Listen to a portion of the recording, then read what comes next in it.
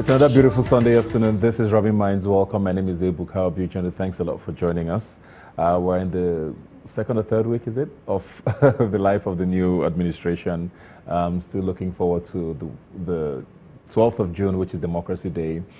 We do hear that we might be getting a speech on that day from Mr. President telling us about the plans for the second term in office, celebrating democracy, and of course, hopefully, hearing soon enough about the formation of a government. The last time we do know it took about 6 months before a government was formed.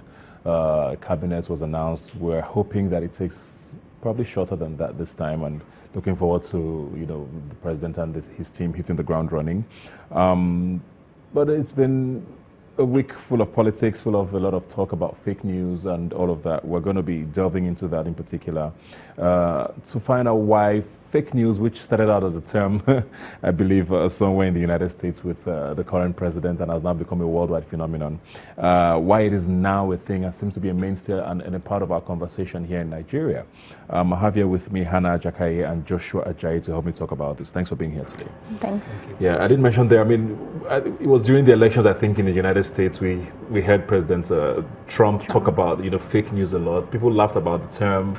It's now a thing. We hear people in government around the world talk about it. And especially in our elections this year, I think was the one time I know that Nigerians, it became a part of our conversation. There was a WhatsApp broadcast every day. There was a tweet every day. Most times we check the link and it's just, it's unfounded. But it's a part of our conversation. Now, how did we get here? Yeah, like you said, starting from the Trump era when the term fake news became sort of weaponized. And people thought, okay, it's happening in the United States, but you find out it's also happening in everywhere in the world. And for countries like Nigeria with big democracies, like we are the biggest democracy in Africa, and you have politics, so people setting their propaganda, each person with their own agenda. So it has become a thing. And one other thing why we are here is because in the country at the moment, there is a growing internet penetration, and you have a lot of young people coming online. We have the youth population is also there. They have access to smartphone, even the older population. And these days whereby people no longer get their information from the credible media, the big names that we know. Like information is it's everywhere. You have blogs and everybody pushing news and information out there. And many young people, especially since they form the majority of the population, would rather get their information from their phones. And sometimes you cannot really verify the source of this information. Yeah. And the fact that fact-checking is not much of a culture, like we're just trying to build that into the consciousness of people that you don't take the information that you see at face value. Yeah. Always verify before you share.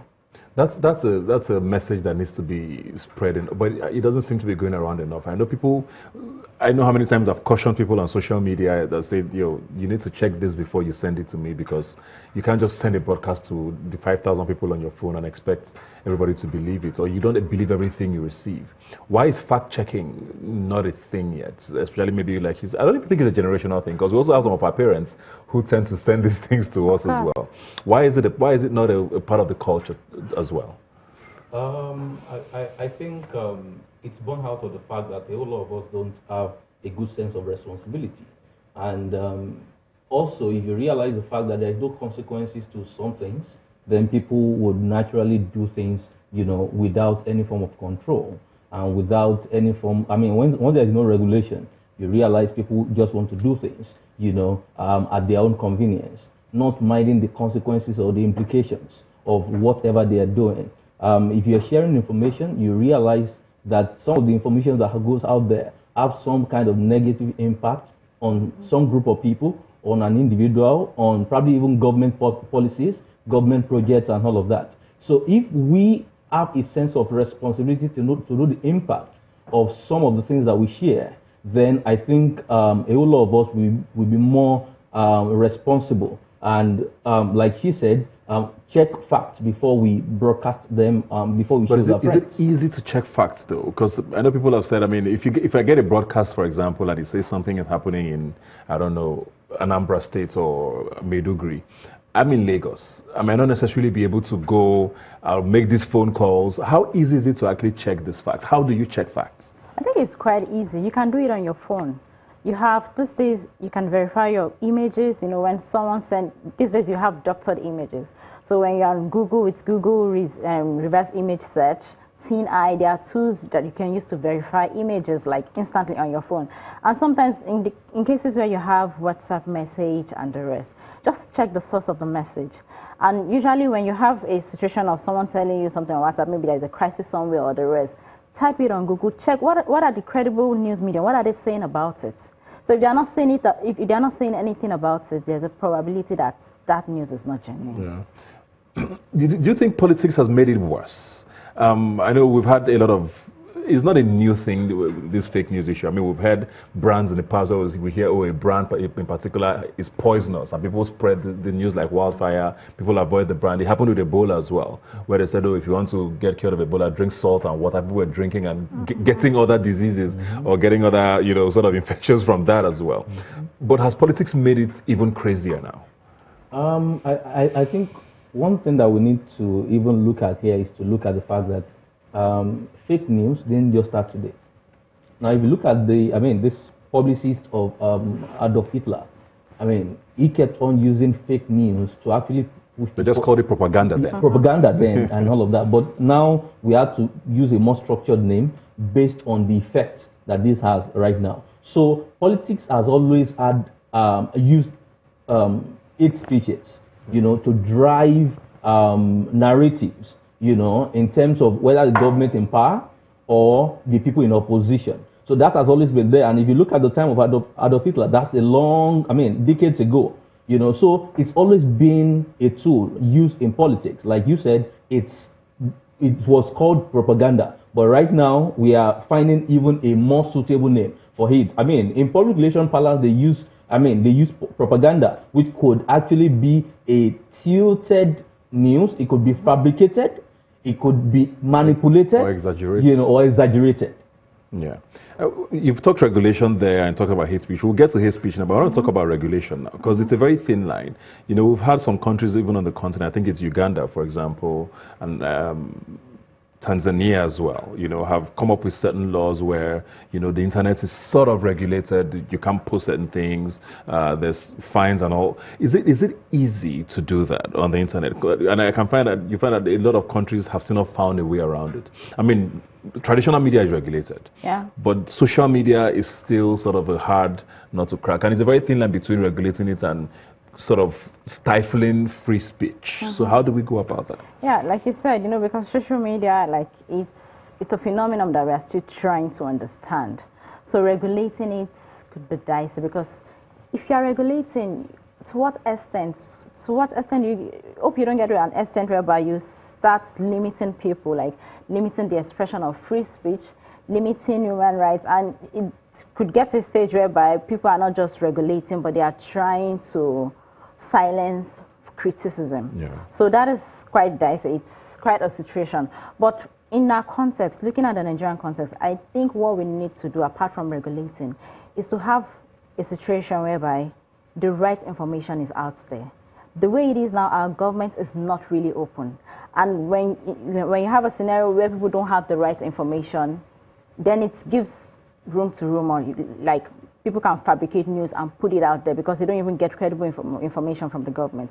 So apart from trying to regulate, one other way that I think we can regulate is to ensure that you have the proper information out there. Government needs to be more open. People need to know. When you get the right information from the right source, then it leaves less chances for some people to just sit down in the corner of their rooms and fabricate stuff and push it out there. Yeah, but what if you still have political opponents? As much as you want to be open as a government, you find that sometimes some of this fabricated news come from people who are either trying to pull you down. America has a very open government. We've seen it was a big factor in the Indian elections as well. So I guess my question is more about responsibility of people who do this, and how do we get to, find them and regulate them better. I don't know if I'm making any sense. Okay, yes. Yeah. Well, I think to a great extent, if there are laws in place and there is there's a measure of punishment to the spread of fake news. In other words, if you know that this has an implication, if you spread it, if it's not true, that puts a sense of responsibility on everyone to check the authenticity of the information they are sharing before they share it. So I think to a great extent, one, the government can, has a role to play in this, in terms of enacting laws that brings about some kind of consequences for people who spread fake news. So if there are consequences, then everyone is on guard to ensure that they are not the promoters of fake news. But if there is no consequence, like they say, in a city where there is no law, then there are no offenses.